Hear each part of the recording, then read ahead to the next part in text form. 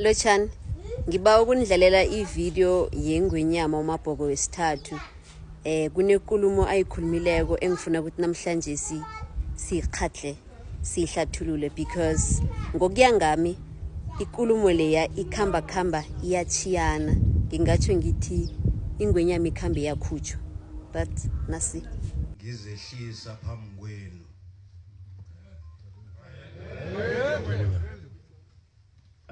abaningi benu abakhona ngokweminyaka ngimncane ngamanye amagama utsho ukuthi ngimsaneni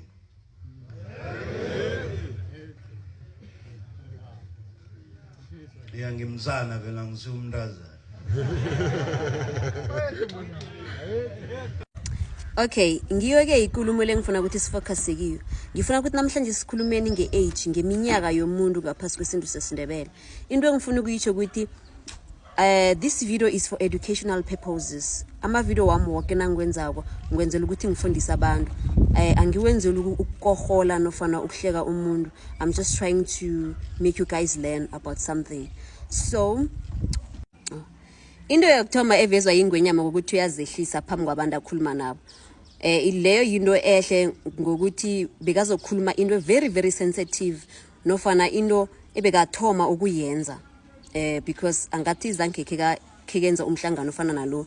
So ukuzehlisa kwakhe it shows ukuthi kunento ayenzako but he's willing ukuthi afunde as he addresses abantu bakhe. Right, because uyathoma ukuyenza but he's willing to rectify ama mistakes, which is very good. Lapho ke siyadlula ke angifuni ukukhuluma ngalokho khulu.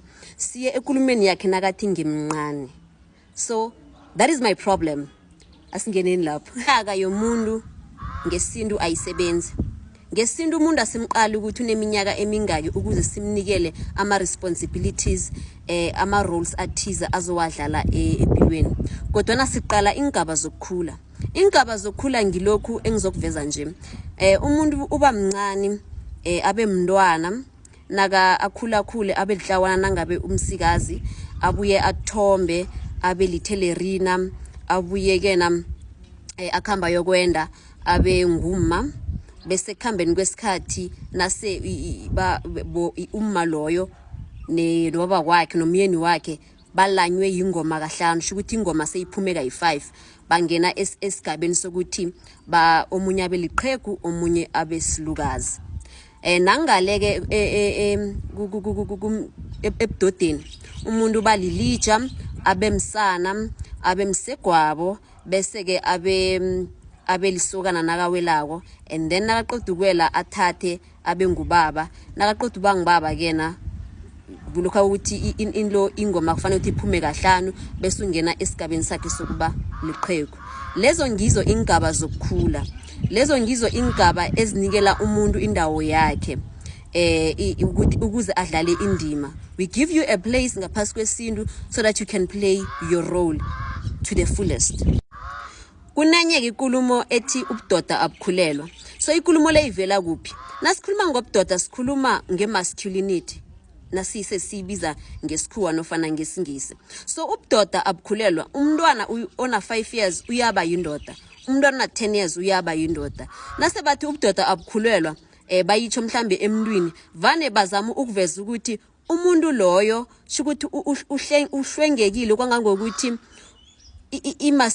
imasculinity yakhe ubudoda bakhe very healthy, ukhona ukwenza inqundo ezihlakaniphileko, ukhona ukudlala endima ehle emphakathini. Thola ukuthi mhlawumbe umntwana bekana 15 years mara wakhona ukuthi asize umuntu mhlambe aminza yabo ngemanzini nofana yabo enza isenzo nje ebesingenza ngubaba omdala. So ngikho ikulumo lesinayo sithi ubudoda abukhulelwa, meaning ukuthi ubudoda abuyi ngeminyaka, ubudoda abuyi ngengaba. Ubudoda yinto yokuthi it's masculinity. Umntwana omduna ubelethwa anayo ubudoda. Manje ke sinabantu ababili la, sinombusi Mahlangu nengwenyama uMabhoko wesithathu. Abantu ababili nofana ama characters la mabili akusi character A1. Nasikhuluma ngombusi Mahlangu sikhuluma ngomuntu owabelethwa nge3 May 1985 una 40 years old, right? Ulithula ngendanga. Nasikhuluma ngengwenyama uMabhoko wesithathu, sesikhuluma ngomunye umoya, sesikhuluma ngesihlalo sobukhosi, sesikhuluma ngesithiwe esibuya kwesithathu sizokubusa amanzunza. So lokho akuna mnyaka, akunabunqani, akunabudala, akunabunengi. It's just ubungwenyama to the fullest.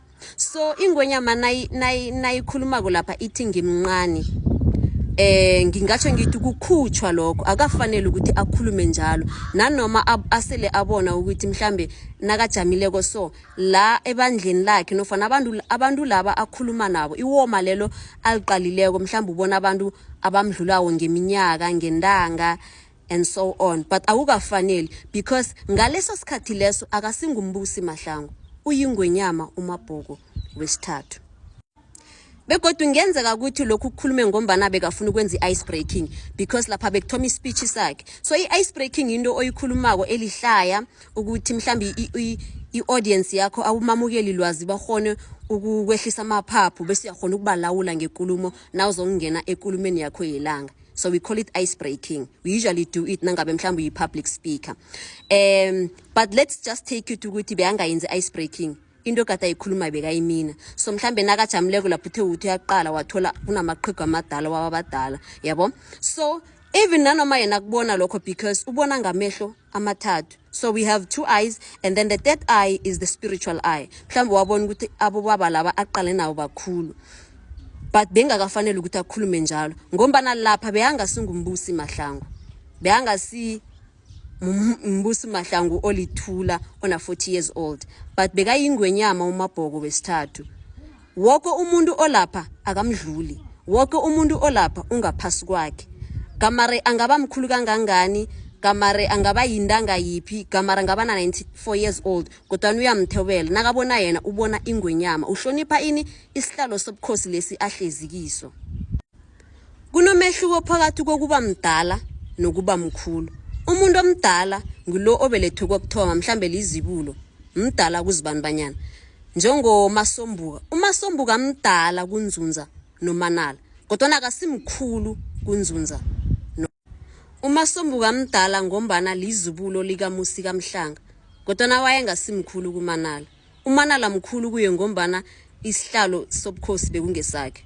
Unzunza mkhulu kuMasombuka ngombana isihlalo sobukhosi wasithatha kwabangesakhe.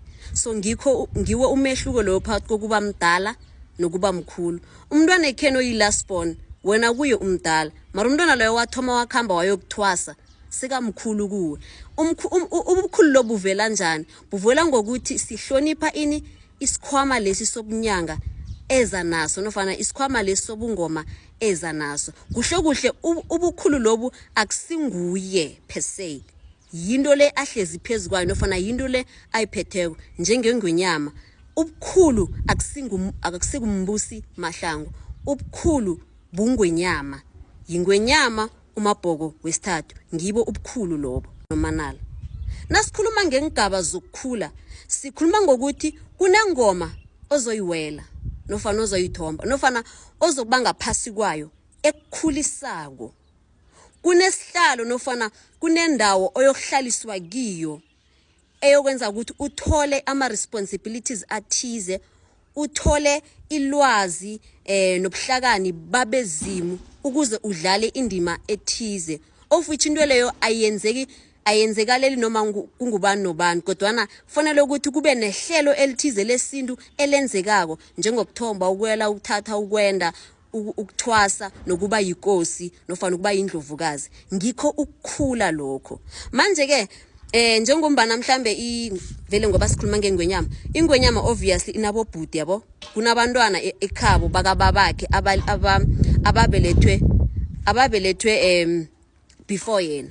Abantwana labo abasibakhulu engwenyameni, badala engwenyameni ngombana ilanga balibona kokuthoma, bamazibulo, mhlambe kummalo omunye kundlunkulu, yabo? Into ezifana nalezo, but abasibakhulu, yena umkhulu. So wonke umuntu ekade alapha ngenzeka ukuthi abanye bebabadala kuye ngombana bambonelele ilanga nofana babelethwe phambili kunaye kodwa basibakhulu so akakwazi ukuthi yena nakajamileko athi ngimncane. Bese ke wabuya wathi ngingatsho ngithi ngimsana. Still ikulumo leyo ayihlali. Why? Because ubusana sigaba akusili igama lomuntu, akusi masculinity. Nasithi umuntu umsana asitsho ukuthi he's masculine, sitsho ukuthi usesigabeni esithize. Igama elithi umsana libuya egameni elithi umlisana. Umlisana mlisa omncane, mlisa ongakaweli. So umlisana sakhithiza uli kwasala umsana. So umsana sigaba somntwana omduna ongakaweli. Wabuya wathi angisimsana ngimntazana. Ngicabanga ukuthi bekafuna ukuthi angisi vele ngimduna angisimsikazi. Bekafuna ukuthi vele ngimntwana kini. Sort of like as in ngiyazithoba ngimncane ngimntwana yabo bekafuna ukutsho njalo. Manje ke khuyini ukuqhakatheka kokuthi ngesintu umuntu simbone ngesigaba ingasimnyaka ukuthi lokho kusinikela ithuba lokuthi umuntu sikwazi ukuthi sifunde emvelweni. Sibabantu thina sifunda enlwaneni kungakho kunenlwane esizibinawo njengoba nami nangwa kaMabhena imbuduma ngiyayibina kunobuhlakano obuthize bembuduma engihona ukubuthatha kibo. So ukunga identify into ngeminyaka kunginikela ithuba lokuthi ngihona ukubona ubuhlakani nobuhlakaniphi besilwane leso mina engisibinako bese ngihona ukuthi ngiphile ngokomoya ngobungoma spiritually ehlelweni lami lepilo. Manje ke nokuthi umuntu nanoma ngithini amsana nakakhuluma into ezwakalako ngesintu siyahona ukumlalela nofana umuntu nakangubaba siyahona ukumlalela umntwana wakho uyahona ukufunda kuye. Kuthi ukuthi into yokungaqala umuntu ngeminyaka kodwa umqale ngesigaba kukunikela ithuba lokuthi uhona ukufunda nebantwini wena othina babonako ubabone ukuthi babelethwe emva kwakho uyahona ukuthi ukufunda. But then abantu nawaqala ngeminyaka uyabhalelwa kufunda because uzoqabanga ukuthi no ingwenya mina 40 years mina ngina 93 umzunza kade ngingibazi ngazi history kudlula yena or whatever so ngeke ngimlalele. You understand? So into leyo ikumuka amandla wokuthi ubhalelwe kubona ingwenyama in a spiritual eye.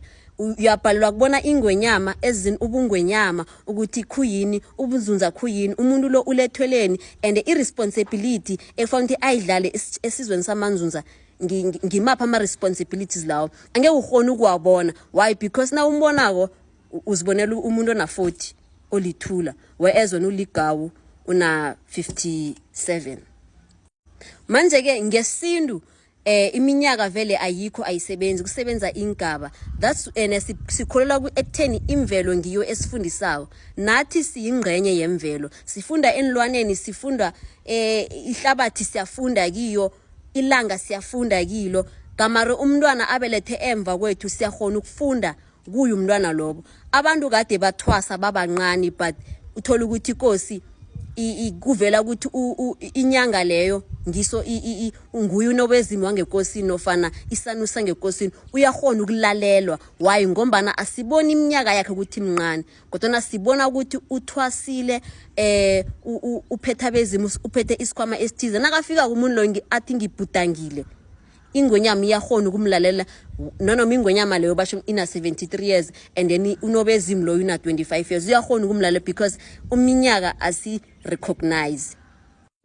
So ngikho kade ngifuna ukukuletha lokho ke namhlanje sikini ukuthi ikulumo enjalo akafanele ukuthi ibe khona whether ibuya engwenyameni nofana ibuya komunye umuntu. Kufanele ukuthi sikhone ukuzihlukanisa indwezi. Kufanele sikhone ukuhlukanisa ukuthi khuyini ubukhosi nasithi umuntu yingwenyama sikhuluma ngani nasikhuluma ngoSipho Mahlangu asikhulumi ngondaba ezitha uSogutshe.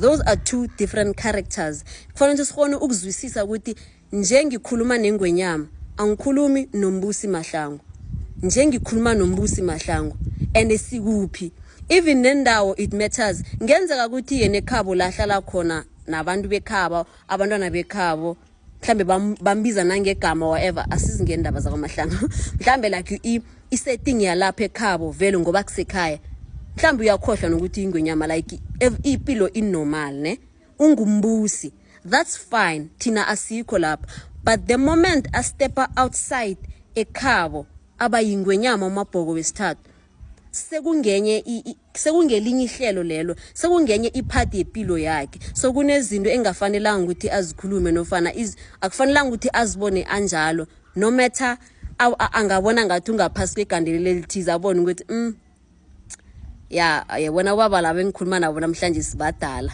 and baba lo yohleli lapha ngimazi from ubaba saphila lo you know gada phila and angikhona ukuthi ngingamtshela kufanele ukuthi abantu abatshele because uyingwenyama because beze kuye bazomlalela ukuthi uzokwenzana so ingwenyama iyakhombela ingwenyama iyabizela so nakakhulumako most of the time uyasitshela you understand so angeke eze ngekulumo ehalf nakanenkulumo ehalf uhlala phansi nesigodlo bayidiscuss until ikulumo leyo ibe finalized bese nakayokhuluma nesizwe uyasitshela isizwe akasuggesti akathi mara nibona njani uyathi ukuthi amanzi akaphumi ngicabanga ukuthi sekhe idamu you see and then that's it iphelele ikulumo yengwenyama so ngibe ubungwenyama lobo you understand so yeah man I just wanted to ukudlulisa into leyo because izokhamba isibetha that is why namhlanje sikunabantu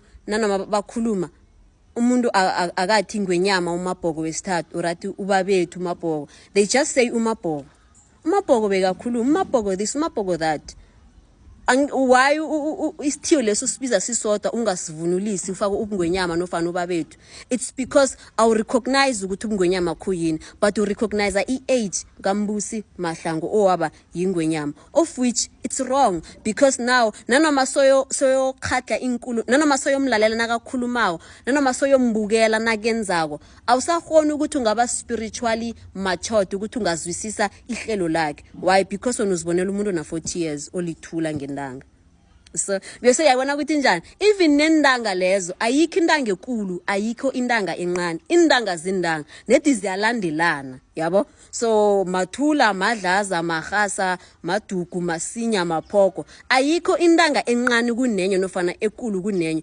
indanga lezi ziyafana it's just that zizi-occur in different times ukuthi zitshalwa ngesikhathi esihlukileko akuthi ukuthi khona indanga encane indanga ekulu indanga so ubuncane nobukhulu esindebeleni yiconcept emele ukuthi siyibuyeke siyibuze ukuthi kuhle kuthi ukuthini that's why na last time ngantshela ngathi ubaba kabi mncane so namhlanje singayibuyelela ingwenyama yibi incane ingwenyama yibi ikulu na uthi ingwenyama yincane uthi yincane nazifikapi yabo ukuthi ikulumo le izosisa kude kangangani so ayibi incane ingwenyama yibi ikulu ingwenyama yingwenyama that's it iphela lapho ubaba ngubaba uma nguma akunabuncane akunabukhulu because the minute ithi yo umalukazana lo mncane kunezinto oyozenza wena oyozenza ukuthi zibe ma excuse uzokwenza imphambo nakumele ukuthi bakukhalime uthi ha mara wenda mncane ha mara mncane imliseni shem usafuna 21 no umuntu njala umma akabi mncane umuntu wenda sekangumma akunabuncane akunabukhulu kunendima efanele ayidlale kunama responsibilities ekumele ukuthi awafinyelele and we cannot excuse into leyo ngokuthi mncane mkhulu uyibonile ingoma yokwenda kumeza ukuthi abe ngithini adeserve ukuba sesigabeni leso so yeah ikuluma iphela lapha ingwenyama yibi incane guys ingwenyama yibi incane ingwenyama ichayile iphelile and a side note I hope esigodlweni abayithathi ngesinqele ivideo le like I'm saying ngiyenzela ukuthi sifundisane yabo siyafundisana so mina ngibone umphambo wenziwa so ngawucorrecta ngizama ukulungisa so I hopefully na if it happens ukuthi ivideo le iyafika kwanzunza amabhoko esigodlweni sakanzunza amabhoko yabo abayithathi ngesinqele but bazwisisa umnqopho wevideo le so ngiyathokoza ngiba uthi nizeni ku YouTube anginawo ama jokes mina nginelwazi elithize ngifuna ukuninikela lona. So please subscribe on my YouTube channel sikhone ukufunda izinto eziningi. Nangabe ivideo lo uyibukela la ku YouTube ungakhohlwa ukulike and then nokuyishare. Ngiyathokoza.